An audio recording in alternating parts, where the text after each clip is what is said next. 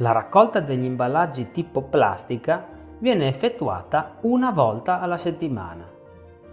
Nel caso di sistema a singola utenza, l'utente deve utilizzare un sacco di colore giallo ed esporlo ben chiuso in area pubblica ben visibile.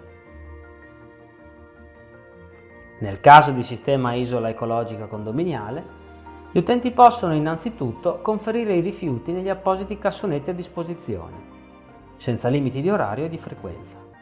Nelle giornate previste, l'incaricato del condominio dovrà esporre i cassonetti in area pubblica ben visibile. L'esposizione dei sacchi e dei contenitori va effettuata il giovedì dalle ore 19 alle ore 24. La raccolta da parte degli operatori avviene entro la giornata successiva.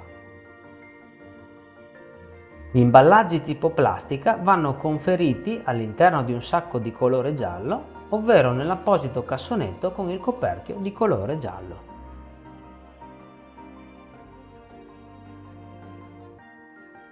Vediamo ora alcuni esempi di cosa conferire negli imballaggi in plastica. In generale, imballaggi e contenitori in plastica, retine per arance e limoni, vasi di piccole dimensioni per le piante, grucce appendiabiti, vaschette per alimenti in polistirolo, compresa quella del gelato, le vaschette che contengono salumi sottovuoto, le pellicole per alimenti, flaconi di detersivi, shampoo, sgrassatori, anche del sapone liquido con beccuccio, imballaggi in polistirolo di TV, radio, elettrodomestici, blister trasparenti preformati, da quelli che contengono i medicinali ai contenitori per pile o lampadine, sacchetti per merendine, patatine, pasta, riso, caffè, piatti e bicchieri in plastica, le bottiglie per l'acqua, per le bevande, per le bibite. Vi ricordo che per un ottimo conferimento delle bottiglie, queste vanno appiattite nel senso della lunghezza e non schiacciate dall'alto verso il basso, e i tappi sempre avvitati alla bottiglia. Vediamo ora alcuni esempi di cosa non va conferito negli imballaggi in plastica.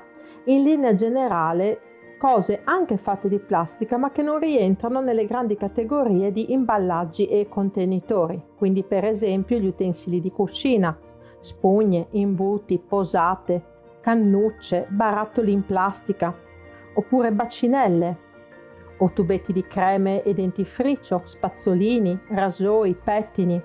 In ambito scolastico tutti gli oggetti come pennarelli, penne, righelli, cartelline, i giocattoli di plastica o i palloni, i CD musicali, tastiere o mouse del computer, lastre radiografiche.